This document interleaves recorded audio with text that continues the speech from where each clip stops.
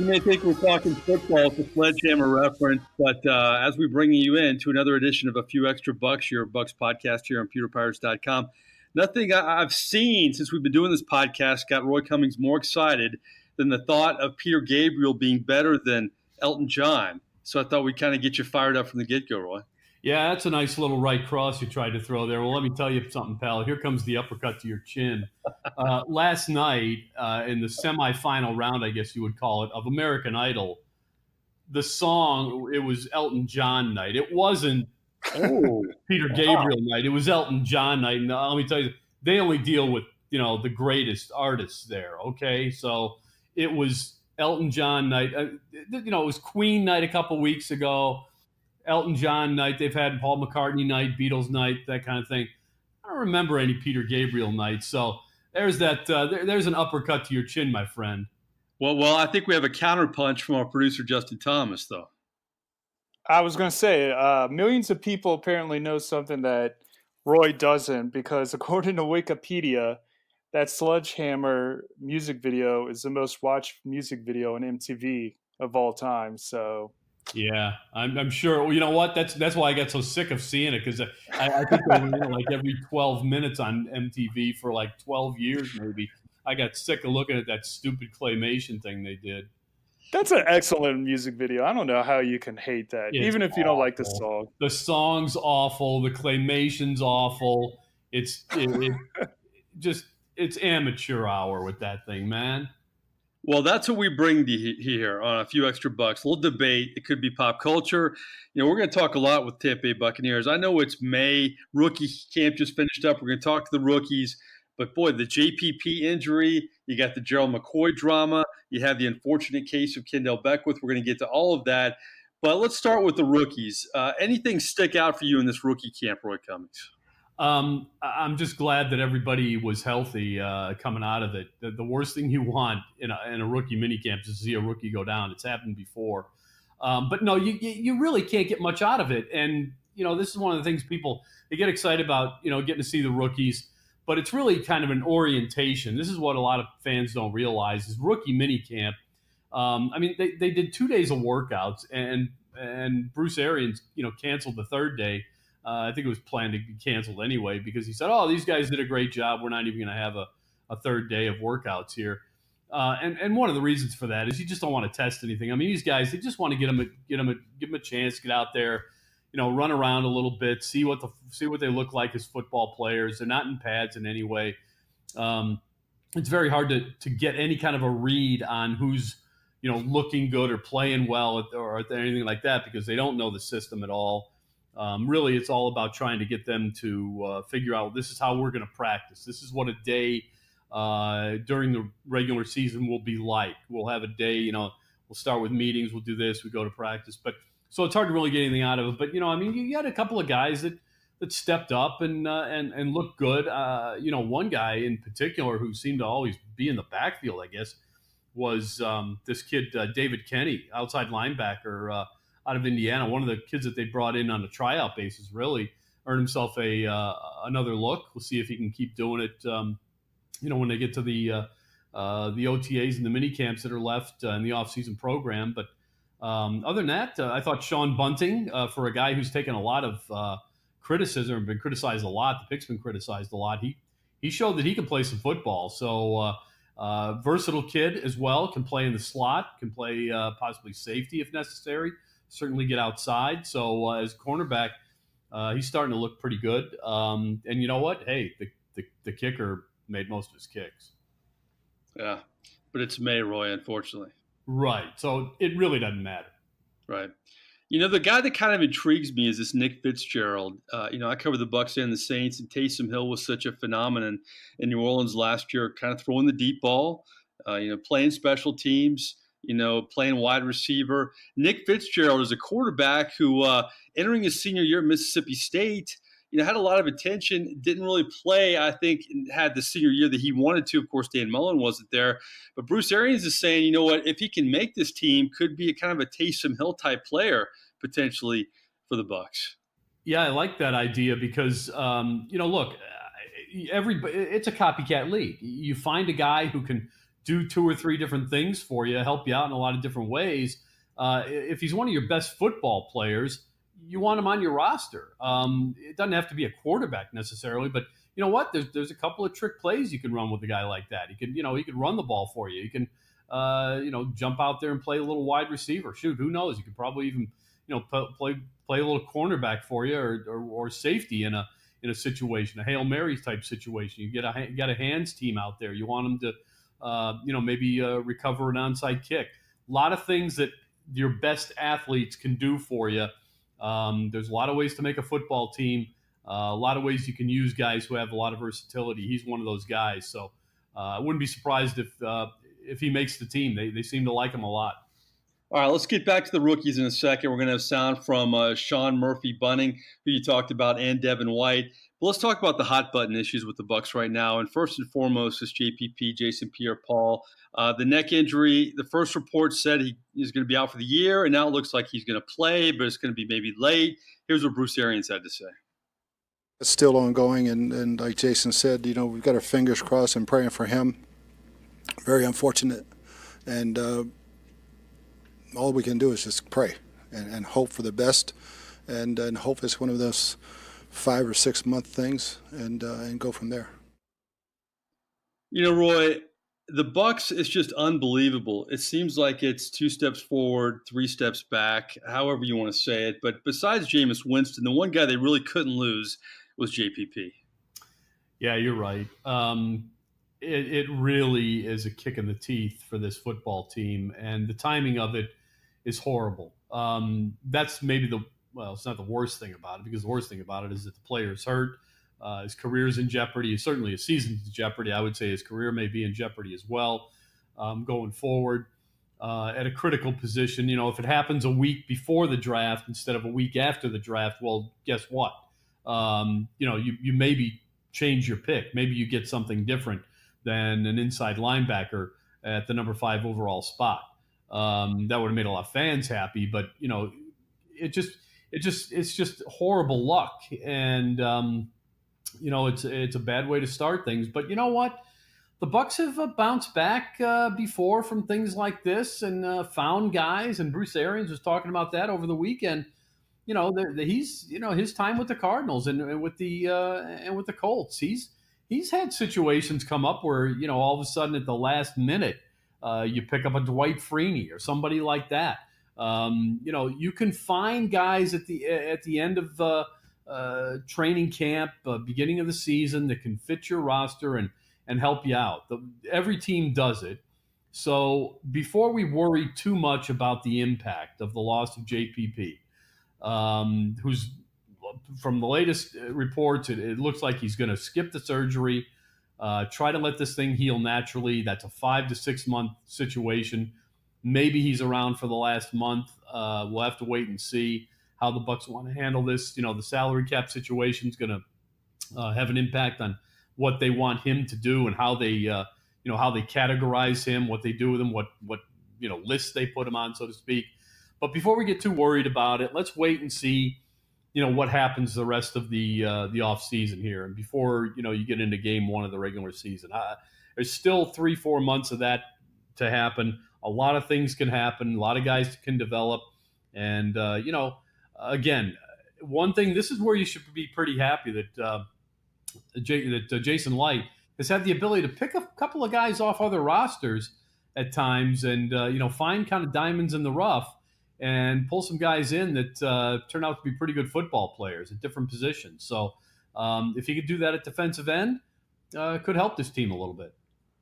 I don't want to hear this, this should have drafted Josh Allen. You know what? I mean, nobody can predict the car wreck, and frankly, I think Devin White was still the right pick there. But I get a kick out of these message boards and these fans and even media types who say stuff like that. To me, you can't blame the Bucs for that. They were married to Devin White. If JPP, I think even if he would have been in a car wreck, you know what, Roy? I still think they would have picked Devin White. They may have drafted more defensive linemen in the second round. I still think they would have picked Devin White.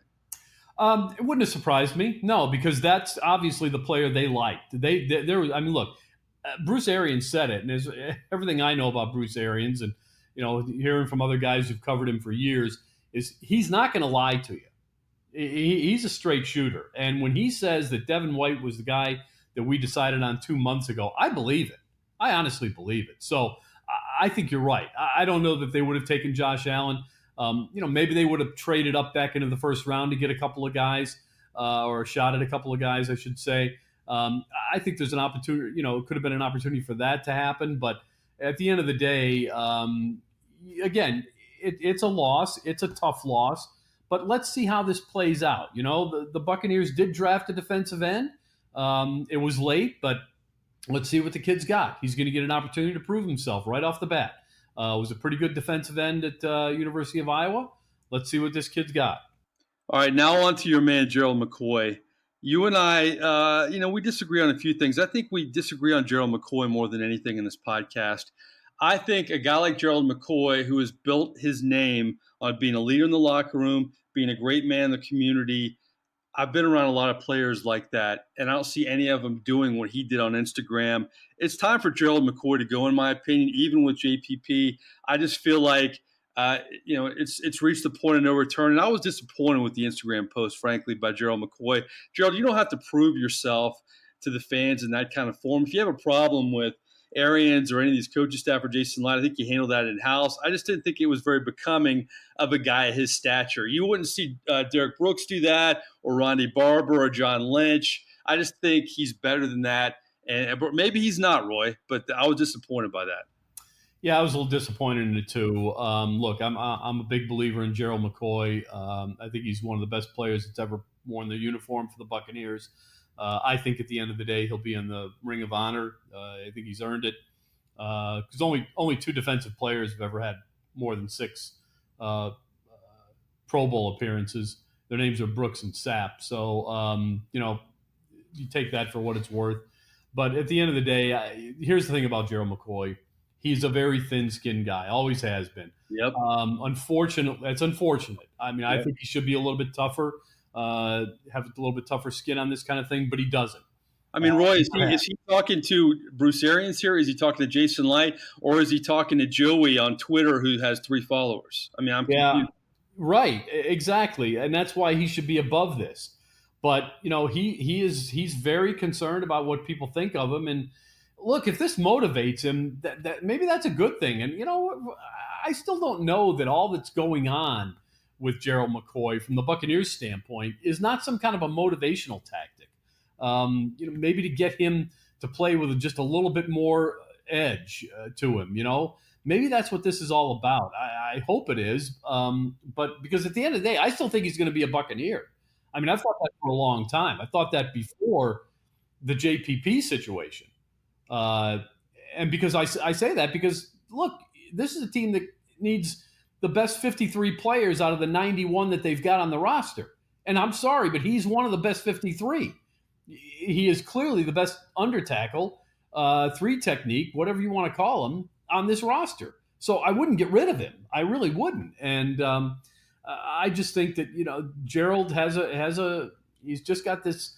He's got this fight in him when people take him on and question his integrity and question his work ethic and question his ability. And he should be above it. I agree, but he's not. And so I'm not surprised that Gerald responded this way.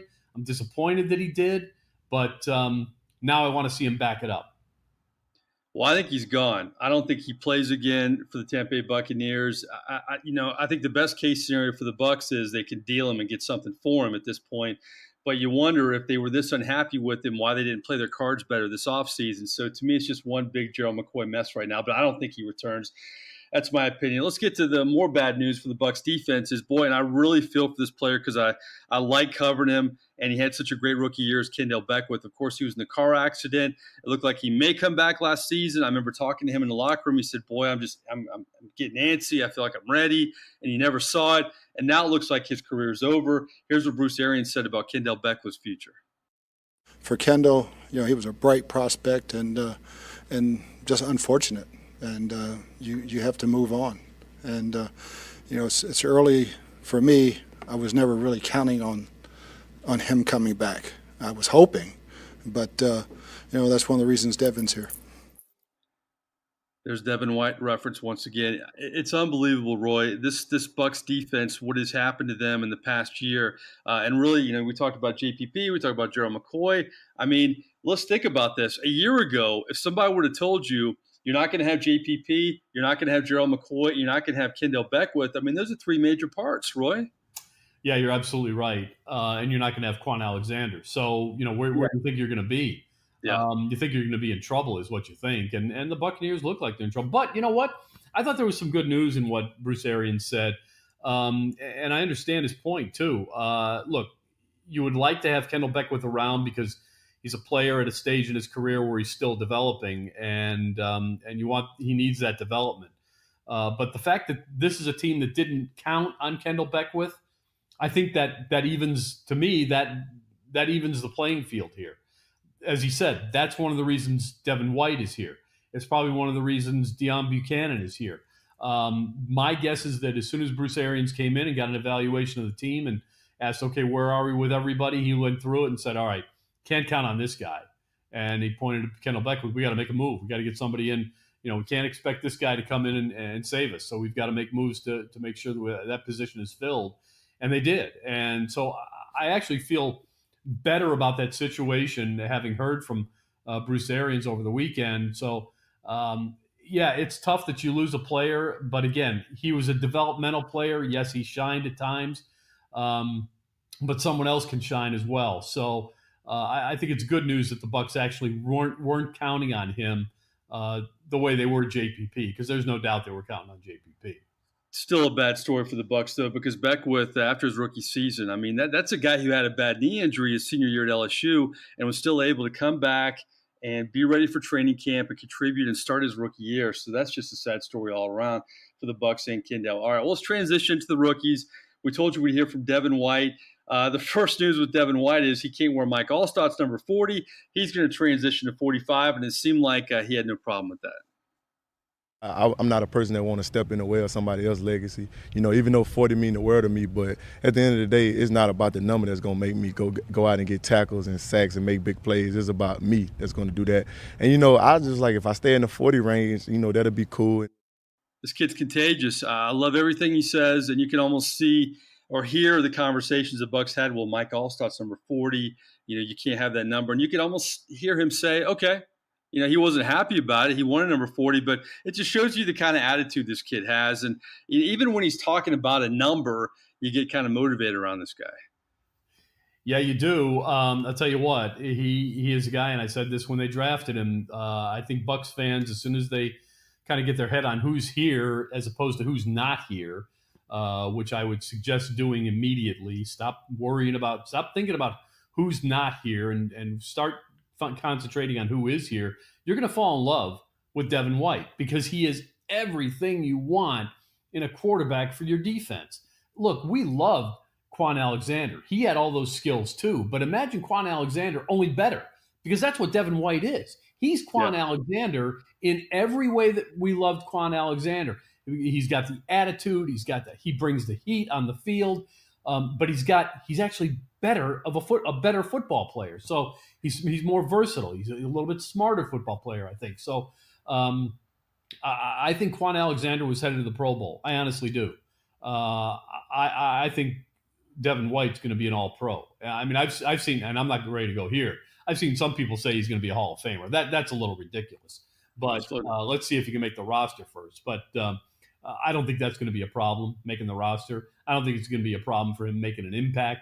I don't think it's going to be a problem for him making an immediate impact. And I don't think it's going to be a problem with the Buccaneers fans falling in love with this guy.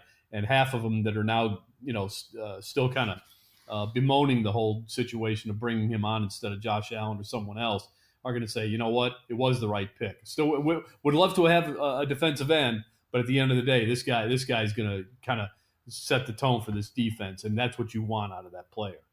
Well, something else they like is that he can rush the passer, and that's something that Devin White talked about in this rookie minicamp for the Bucs. Back in college, I know I don't have no stats right now, but I rushed the passer pretty well. I led all inside linebackers in pressures like 2 years in a row. I was competing with the edge rushers because I always, I felt like I was a game changer player, and I wanted to affect the game any way I can. And, whether it's just a true rush, a late rush, I'm going to give my all for the team. And if I can affect the quarterback and they ask me to, I'm going to try to do it to the best of my ability. Roy, they're going to need him. They got to have it. You're right. But look, again, and we went through this after they made the pick. Let's not forget, and again, I continue to say, focus on what you have. This is my advice to Buccaneers fans for the rest of the offseason. Focus on what's here, not on what's not here. Part of what's not here anymore is the old 4-3 zone scheme that the Bucs used to play, that they played forever. Okay? That's not here anymore. They're going to a 3-4 man press scheme.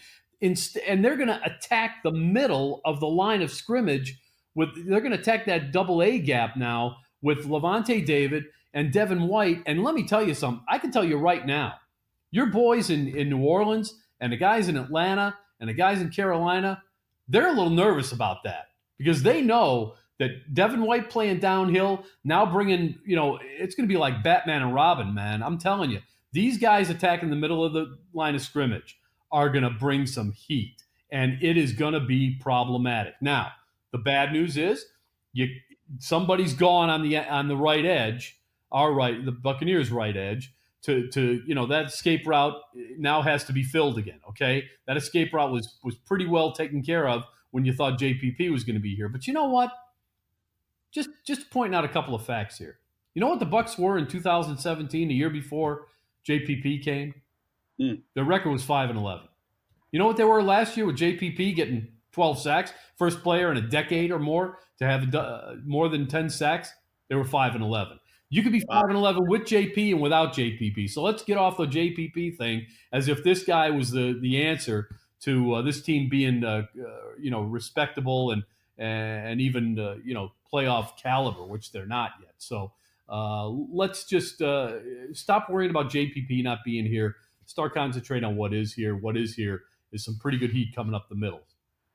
Well, what they do need is a better secondary. That was definitely the Achilles heel of this defense last season. And one guy I think who has to feel good about his future is Sean Murphy Bunting. I mean, he comes in drafted by the new regime, and knowing that last year they invested a lot in defensive backs, but he's kind of their guy. And he talked about his rookie camp debut this week. It's a big challenge to live up to as a rookie. It's a big challenge to live up as a vet, because those guys have been doing it for a while now. But at the end of the day, it's football, and you just have to outwork your opponent. Outwork everybody that you're going against, outwork everyone you're with. And at the end of the day, everything's going to work out the way you want it to if you buy into the programs and buy into kind of what you're doing. He seems like a very confident kid, and he's going to have to be. And I also thought it was interesting, kind of a telltale sign of this coaching staff. Kevin Ross is the secondary coach, and Sean Murphy Bunting talked about how Kevin Ross, who has just met Sean Murphy Bunting, obviously he's only been on the team for, less than a month now. Listen how the coach has gotten on the player entering the rookie camp. He called me every single day after the draft and just talked football. He's called me at 6 a.m., 6:30, asking me questions about the playbook, and making sure I was on top of my game early on because he told me the way I'm coming in, you got to come in ready to compete. You can't be complacent. You can't think that you made it, and you can't kind of get that mentality that you don't have to work hard. Like everything I'm hearing from him, and he's a guy who's kind of versatile along with that Mike Edwards, and I know those are two draft picks under the Arians kind of Todd Bowles regime right now because they were very influential in that draft room. But how do you feel if you're a Sean Murphy Bunting? Last year that MJ Stewart and Carlton Davis were drafted. They picked up the fifth-year option for Vernon Hargraves, but I gotta feel like I'm kind of their guy a little bit. Do you think that way if you're him a little bit? Oh, absolutely. Look, Sean Murphy Bunting's not an idiot. I mean, he knows exactly what the fans are saying. The fans wish they had Greedy Williams here, maybe a couple of other different guys. He knows that he's being somewhat overlooked by the fans, that they think someone else should have come in. But he also knows what the Buccaneers' plans are for him now. And the Buccaneers' plans for him are to be a little bit versatile. As I said before, he showed it over the weekend, playing a little bit of outside corner, playing a little bit of inside corner, playing nickel, playing a slot corner spot. This guy's going to spend some time probably working with Rondé Barber over the course of the offseason to learn that nickel spot and figure some things out there. So he's a very versatile player, could even play some safety. This is a guy that I think they want to have close to the line of scrimmage and down in the box if possible. So look for him to play a little bit of slot corner. And again, some people would question picking a slot corner, quote unquote, in the second round. But this is a guy who can play three different positions. He can play the slot corner, outside corner, and safety. That's value. And so that's what they're expecting out of this guy. They like everything about him physically. He's physically fit in a way that he can do that give you that versatility, play those different roles, and that's where his value really comes in. So I think again, this is a guy who I think as time goes on, people are going to understand more and more why he's here and why other guys aren't. All right, well, we touched on rookie camp. We touched on JPP, Gerald McCoy, all the hot button topics, but we're not done because, Justin, you know what time it is.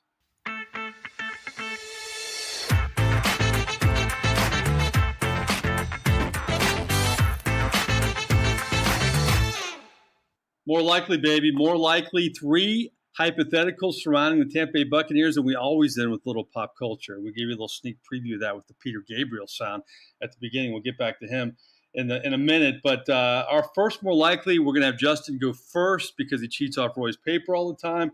Vegas has the odds on wins for each football team in the NFL, and they say the Buccaneers are going to win 6.5 games, somewhere around there, between 6 and 7. More likely above 6.5 or below 6.5, Justin? Oh, I hate these kind of questions. That's why I don't tell you. I'm going to say below 6.5. I'm going to say 6 games they win this year. They improve on 1 game. Roy Cummings. I'm usually quite the optimist. I am certainly a glass half full kind of person. Had you asked me this question 2 weeks ago, my answer would have been, I'll take the over. I would have had him winning 7, maybe even 8 games. And I might actually be, being a little bit hypocritical here because since the loss of JPP, I've dropped that number to 5. Oof. Look, look, it's going to be hard to replace that guy. Well, I see your point, though. You can't just rely on his sack total, but if the secondary is improved and if the linebackers get a big jolt from Devin White, you need JPP. I mean, it's huge. Yeah. You need that piece. And I just think that loss is devastating to these guys.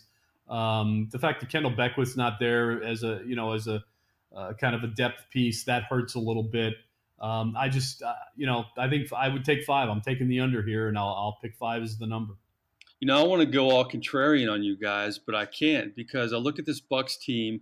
I think there's still holes on the offensive line. I think they need more running backs. I can't believe they didn't. I don't trust Ronald Jones, Peyton Barber. I'm not buying into that either. And then defensively, we've broken down and what a mess and so many holes on defense. So, and then you have Jameis Winston. So I just feel like there's so many question marks. And then you look at the rest of the division. I think the Falcons are going to be a lot better. I think the Saints will still be good. Carolina's kind of that wild card, though. If Cam Newton doesn't play, that can maybe open some things up for the Bucs. And here's the other thing, Roy, with the 5 wins, because I kind of agree with you on 5 wins again.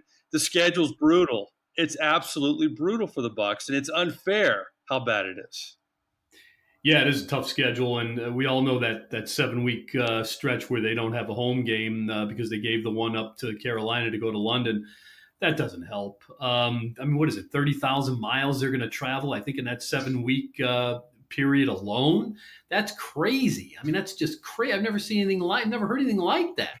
Yeah. And so, at the end of the day, it's a problem. I think it's a big problem for these guys, and all that time away. Now, the good news is they come home at some point, and they spend a lot of time at home. But at the end of the day, I think that 7 weeks is going to be really tough for a young football team. Now, here's what Bruce Arians can do, though. If they win a couple good games early, he can really motivate this team during this road stretch. Let's see if they reel off a couple early. that could be a good rallying cry for this team. But, Bruce Arians, as much as we love that guy and everything he represents, you got to have talent on the football field to do that. And that's what we question, no doubt about it. So I say 5 wins as well. All right, more likely number 2, Mike Florio of Pro Football Talk. Thank you. He had a guest on, and they were speculating about the Bucs and where will Jameis Winston be a year from now. And the guest said he thinks he'll be a Miami Dolphin, and Mike Florio thinks he'll be a backup for the Chicago Bears in a year. So my question is, Justin Thomas, where do you think Jameis Winston will be this time next year? Well, that would be great if he was back, or not back, but with the Dolphins, back with Ryan Fitzpatrick. I don't think it would be. Josh Rosen down there too. That's the problem. Oh, that's true. Yeah. Who were the options? Dolphins. Who else? No. You could say whatever you want. You could whoever. say Bucs. You could say, where do you think Jameis Winston will be a year from now? I don't know. I don't know if Winston has another down year. I could see the Bucs trying to move on from him. I'm trying to think though of teams who would be willing to take a chance on a QB like him. Well, he'll be a free agent because it's a lame duck year. I mean, if the Bucs don't want to sign him, he'll be open market guy. That's true. Who would be willing to sign him, though, is the question. Like the Bears are interesting because they could need a backup. But if you look at starting quarterbacks, wouldn't it be funny if Mariota tanked and they brought him into Nashville, the Titans or something like that? I mean, I don't know. I mean, I feel like every year I'm expecting Mariota to break out and have the year everyone thought he would. And it just seems like I don't know, he's very vanilla. I don't know. So I could see. You think he'll be here next year, a year from now? No, I don't. Even if he has a pretty good year, I just think all the baggage. I could see them wanting to clean house and start over. Roy Cummings, where do you see Jameis Winston a year from now? He'll be in Tampa. He'll be their starting quarterback. There's nothing wrong with Jameis Winston as a football player. He's a darn good one of the best young quarterbacks in the history of the game. Take a look at the numbers he's put up. Compare him to any. Take your pick of any quarterback in the history. The numbers are really astonishing what he's done compared to Hall of Famers. I mean, but isn't that misleading? Just the way offenses are played. No, not misleading. Jameis Winston is not the problem with this football team. This football team's biggest problem. I think people have forgotten the fact that the Buccaneers have one of the most potent offenses in the NFL. Jameis Winston is the guy leading that offense. Yes, he throws the ball away a lot on picks, and that's the people think everybody's upset about. The reason that happens, and again, this is coming from the new coach, Bruce Arians, and I think anybody who's watched the Buccaneers knows when you're down by 3 scores in the third quarter, you have to throw the ball. And when you're playing in a downfield passing scheme where you're not just dumping it off 5 yards downfield, you're going to throw more interceptions than other teams that play a more conservative kind of passing attack.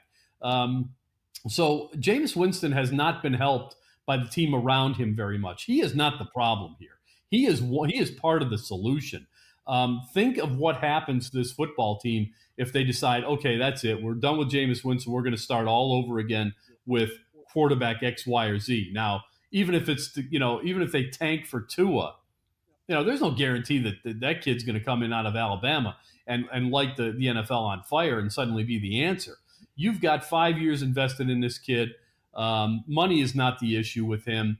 What he does on the football field is really not the issue with him. Give him a lead and let him run the offense the way it's designed to be run. And I think you'll have yet another Pro Bowl caliber player on your hands there. So I think he's going to be in Tampa. He is not the problem with this team right now. The problems are primarily on defense in front of him and behind him at running back. So that's what I would say. He'll be in Tampa. But Roy, you just said that you think the Bucs will win 5 games. So it's not like they'll have much of a lead for Jameis to play great. No, they won't. Again, that's not his fault. He can't go out and stop the other team from scoring points. Now, he can help them not score points by not throwing the ball away. But in order for that to happen, the Bucs have to run their offense. They have to be able to run the ball at least as often as they throw it, if not more. They have to have leads where they can run it conservatively. They have to be able to finish teams off in the fourth quarter, not have teams come back and rally against them. I'm telling you right now, for 4 years, Jameis Winston is not the problem with this football team. The problem is that they're always behind and that he's got to bring them back. He's got to bring them back. When you play from behind, it's on one player to bring the whole team behind, the quarterback. And that's where Jameis Winston has been stuck for 4 years, trying to play catch up all the time. And that is hard for any team to do. You know, if something ever happens to me, Justin, and it won't, but I'm just doing hypothetical, and I get in trouble with the law, I want Roy Cummings to defend me. Yeah, I do. I want Roy Cummings to be my F. Lee Bailey, because I love you, brother, but boy, Jameis Winston, I get it. Here's my thing. Jameis Winston, I have more problems really with him off the field and all that stuff, you know, the stuff that he's done, and it's been knucklehead, bonehead stuff. But here's the thing with Jameis. Jameis is lucky as hell. You know why? Because Bruce Arians won't let him go after a year. Bruce Arians will get him to do certain things that will make him better. And I can't wait to see him yell at him, because not that I can't wait to see it, but we will see it. We'll see all of it. We'll see the whole Bruce Arians platter. But Bruce Arians is not going to be one and done with Jameis Winston. Why? Because he can't be. He can't be one and done with Jameis Winston. He's invested too much into Jameis Winston. Now, I'm not saying Jameis Winston deserves it, but I will say this. Jameis Winston will do enough right to stick around for another year because of the things we talked about, because of the lack of a running game, because of questions at offensive line. And my God, that defense is going to be a mess, I predict, with the young secondary and all those holes with the defensive line. So I think I agree with you, Roy, but for different reasons, because I think the Arians factor is the best thing that ever happened to Jameis Winston's career. We'll see how much better it makes him, but from a stability standpoint, it's going to buy him some years here. I definitely think he'll be back, but it's not because Jameis is this great player. It's because Bruce Arians believes in him and wants to make him better. No, I agree with you. I think you're right, and that is a big part of it. I was going to make that point, but got sidetracked a little bit with my argument about how he plays on the field. And the reason, you know, the one problem everybody has about Jameis Winston as a football player, not talking about what goes on off the field, is that he throws too many interceptions. The reason he throws too many interceptions, and Bruce Arians has said it before, is because we're always down by 20, and he's got to throw it downfield in this scheme. When you throw downfield and you're down by 20, guess what? You can drop a bunch of people back into coverage, and it gets harder to make those passes, and you've got to be absolutely 100% precise, and everybody's got to do everything right in order for it to work. One guy does one thing wrong, and it's not always the quarterback. It ends up in a pick, and that's what Jameis Winston's had to deal with for 4 years here. All right, now that I got you fired up, it's time for the third more likely, and your head may explode on this one. You know what? You may actually finally succumb to this, because it's almost like the guy on Jeopardy who can't be dethroned. Elton John, in the eyes of Justin Thomas, especially Roy Cummings, is not going to be dethroned. We threw Billy Joel at you. We threw Phil Collins at you. We threw John Mellencamp, and heaven forbid we threw Peter Gabriel. Elton John still the best. Now I'm bringing a ringer from the bullpen out now, okay? One of my favorite guys. And I'm going to let Justin Thomas go first while Roy Cummings kind of calms down there a little bit before he's going to heat back up in a second. All right. Elton John has beaten everybody I talked about, but if I bring in Stevie Wonder, does Elton John beat Stevie Wonder? Oh, man. Whew, that's tough. You and I talked about this earlier today, about who we're going to bring in, and I even thought about Don Henley. I don't want Roy to say anything yet, but I thought Don Henley might be a decent one, because, you know, you give him credit with all the Eagles stuff. No. It was better than Glenn Fries, but Stevie Wonder is a whole different animal, man. That's like that's a bull rush here a little bit. I agree. I almost feel like, for me, it's a coin toss, or kind of, it depends on what mood I am any given day. I really like them both equally. Really? If I had a pick, though, I probably would say Stevie Wonder. Okay. Roy Cummings. Wow. I cannot wait to hear what you have to say. Well, you know what? It is. It's a coin toss. Oh, really? That's a tough one, man. That's a tough one. I guess I would have to go. I'll judge it by this. On my iPhone right now, I have more Elton John songs, and I don't think Elton John is, like a rock god, although I guess he probably is. I mean, I've never really thought about it that way. I mean, he's damn good. He's as good as there is. Not a Beatle, but I know better than to bring those guys on the table. Right. I mean, he's the next level down. Certainly better than Don Henley. Don Henley had way too much help with the Eagles. I put that on a tee for you, by the way, but keep going. Yeah, you did. But again, but Stevie Wonder, that's a tough one. But I'll say this. I probably have more Elton John songs, a couple more Elton John songs on my iPod or iPad or iPhone or whatever it is, than I have Stevie Wonder. So I guess I don't feel that good about it, but I guess I'll take Elton John over Stevie Wonder, but man, I don't necessarily feel good about it. Yeah. I don't necessarily feel good about it. That's an overtime thriller. Stevie Wonder, to me, is arguably my favorite. And he's definitely a guy that I would want to see in concert more than anybody because, I don't know how much longer we're going to have Stevie Wonder, unfortunately. And he's one of those guys I've always wanted to see.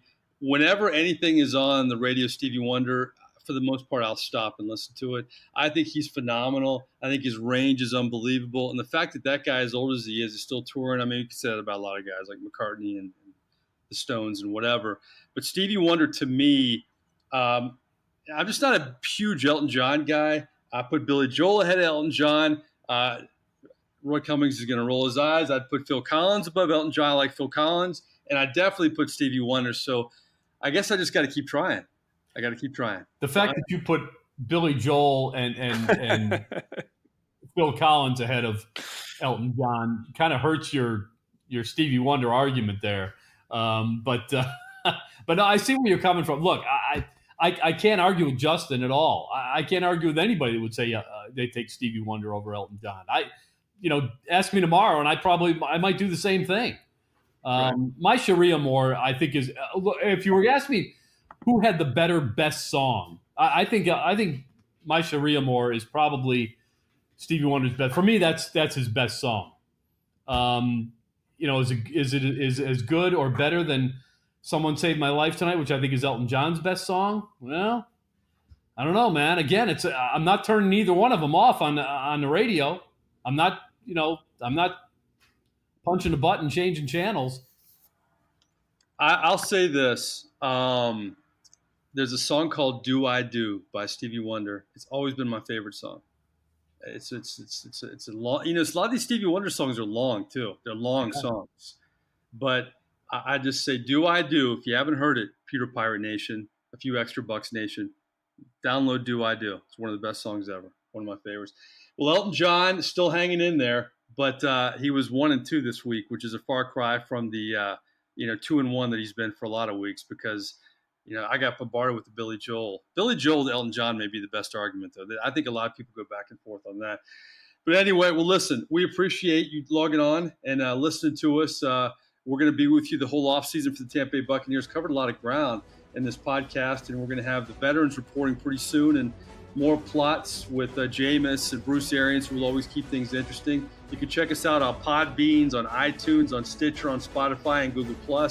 For Elton John lover Roy Cummings, and Stevie Wonder brother Justin Thomas, I am merely Mike Nabors. We'll talk to you very soon. We appreciate you logging on.